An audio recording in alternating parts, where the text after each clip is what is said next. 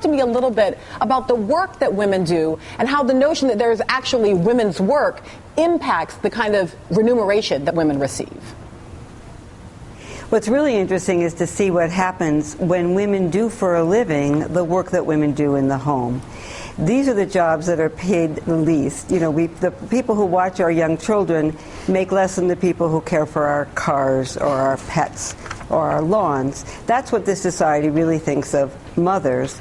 And, you know, I'm happy to be talking to you from Wisconsin, where our governor and several other politicians are adding fuels to the flame of the war on women, and where many of us are resisting. Because let's talk a little bit about people who, for example, domestic workers or home health care workers who take care of the elderly or the sick, and not only are paid minimum wage, sometimes not even, because they're often not protected by the employment laws for overtime.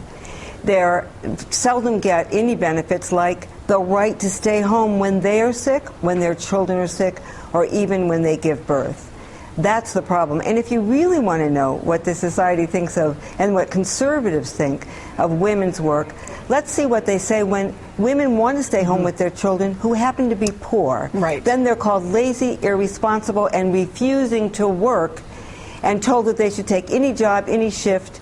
And really, what about their kids? Yeah. Well, at least they'll have their pride. Ellen, let me bring you in on this, because it does seem to me that the work that you've been doing around policy is exactly about this question of how do we, because I agree, it's fascinating to suddenly watch the choice language shift, and now the choice language here is coming from the right, when, you know, obviously for the past few weeks we've been certainly having a lot of choice language primarily coming from progressives. Are there policies that could legitimately make it more possible to choose staying home? Absolutely, and they're pending right now on the local, state, and national level. And unfortunately, the people who are wrapping themselves in the flag of motherhood not only don't support these, but they're standing in the way. So let me give you some examples. You know, Rush Limbaugh the other day was ranting about how women have so much flexibility at work. Unlike Rush, I like to start with the facts, something I know you appreciate, Melissa. So let's look at a few facts. The United States is one of 4 countries in the entire world where women don't have paid maternity leave. And as a result, half of women who give birth go back to work without having received a dime in income while they were out in leave. And those who do, the majority of them, you know what they're using? Vacation time that they've saved. As anyone who's ever had a newborn knows, it's a great joy, but it's not a vacation. Right. I'm talking about the right to choose to stay home when you give birth, even long enough to heal, or the right to stay home when the school calls and says your child is sick, or any of us who have kids have had this happen. You know, your kid wakes up sick and you have to figure out what to do.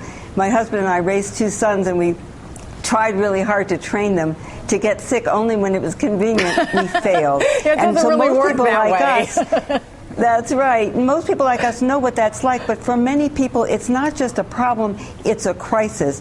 Because all in our campaigns, we have activists whose kids have asthma or diabetes, and when the school calls and says, you've got to come, they do what good moms do, they go. And not only may they lose a paycheck, many of them wind up losing a job. That's why we need these policies.